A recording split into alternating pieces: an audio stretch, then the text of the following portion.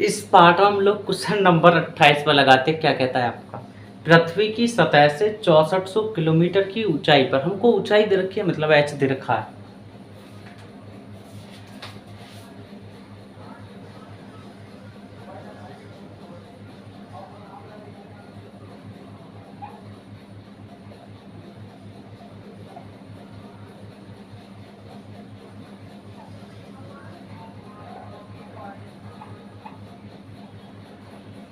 Kilometre हम लोग जानते हैं कि 1 किलोमीटर जो होता है वो 10 की पावर 3 मीटर होता है, मतलब 1000 मीटर कह सकते हैं।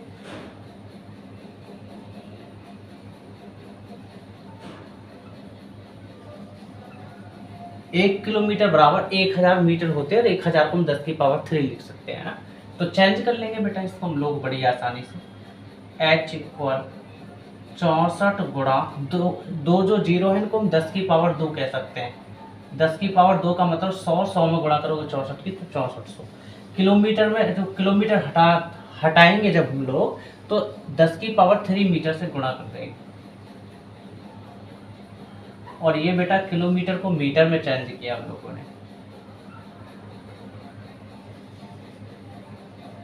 2 और 3 5 पावर हो जाएगी। ये ऊंचाई के लिए। नेक्स्ट, ऊंचाई पर स्थित बिंदु पर गुरुत्वीय क्षेत्र की तीव्रता, मतलब आई।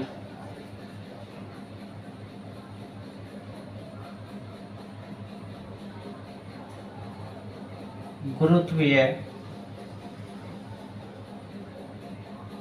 क्षेत्र की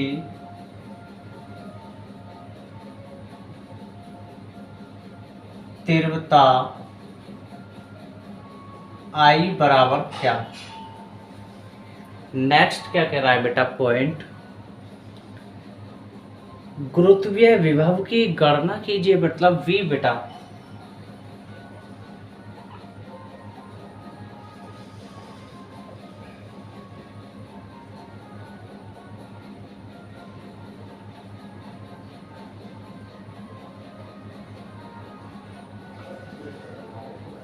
V बराबर क्या?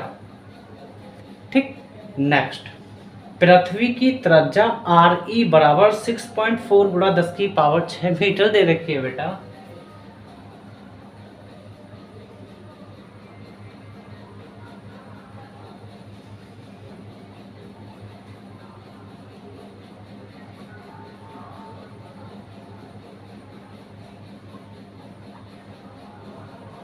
सिक्स पॉइंट फोर गुणा 10 की पावर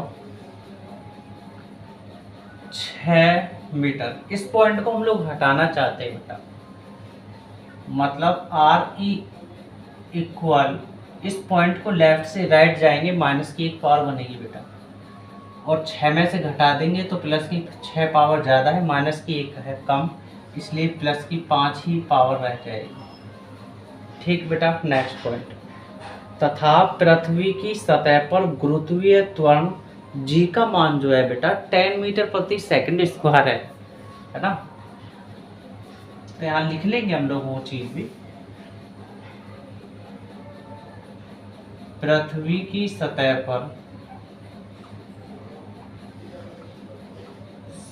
पर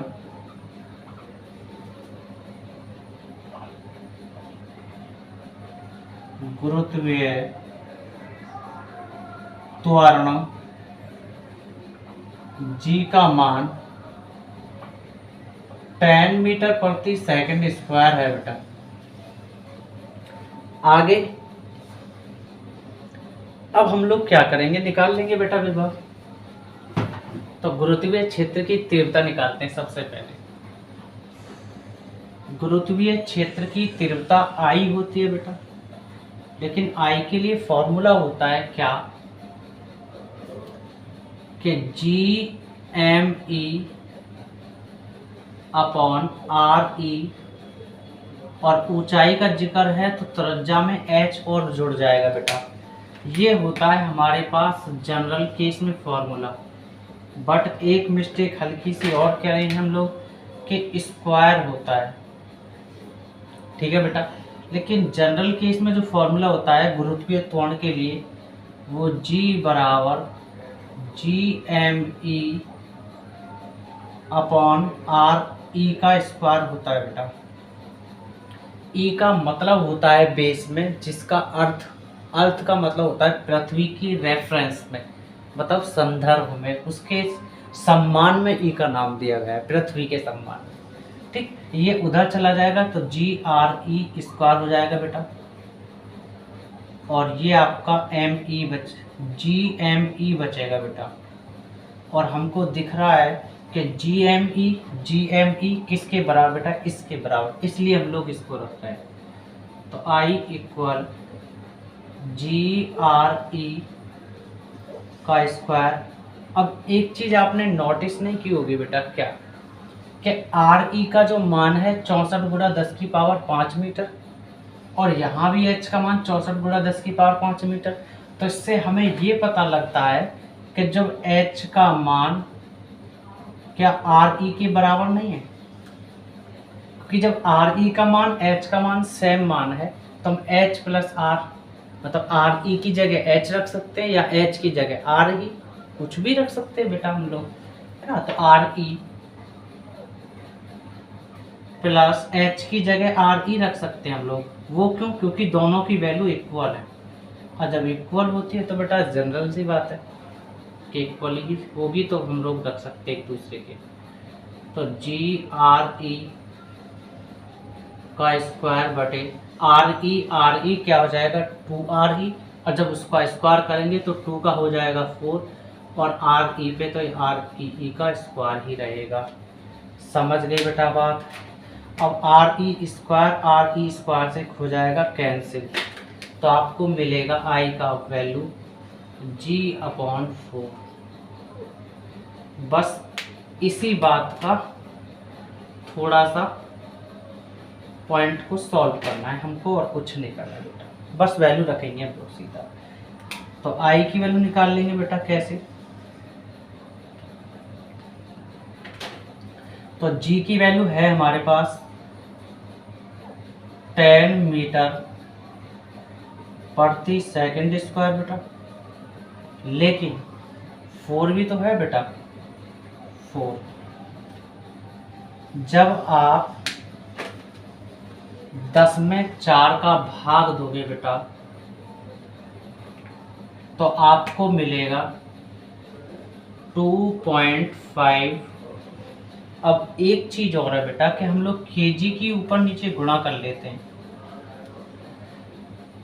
अब ऐसा क्यों कर रहे हैं मैं अभी बताऊंगा आपको।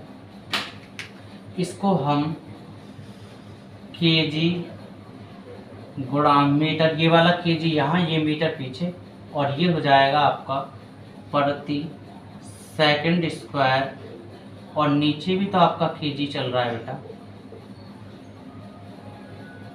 ठीक, और हम लोग जानते हैं कि केजी मीटर प्रति सेकंड स्क्वायर जो होता है वो आपका होता है न्यूटन के बराबर। तो हम लोग आई जो बोलेंगे बेटा वो 2.5 न्यूटन, और ये वाला आपका केजी बेटा, और यही आपका आंसर है आई का मान। ये बेटा मतलब गुरुत्वीय क्षेत्र की तीव्रता आई का मान।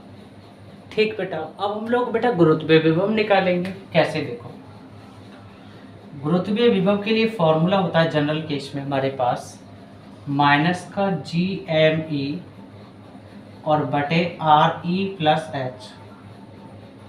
यही तो होता है। यहाँ पे स्क्वायर होता है, यहाँ पे स्क्वायर नहीं होता, यहाँ प्लस होता है तो वहाँ माइनस होता है, बस इतना तो फर्क है बेटा, और कोई फर्क नहीं है फॉर्मूला।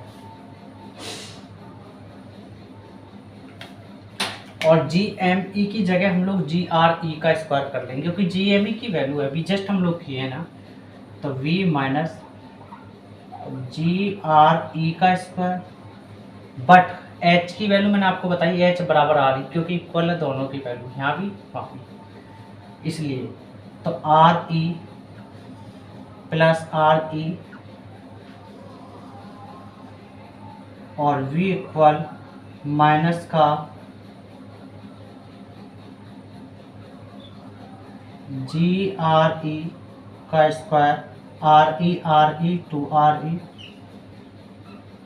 ये आर ई से ये स्क्वायर कैंसिल, तो बेटा g/2 और एक ऊपर आर ई पर चला, तो मतलब v का मान माइनस g/r/e और बटे आपका 2, ये बच रहा है बेटा।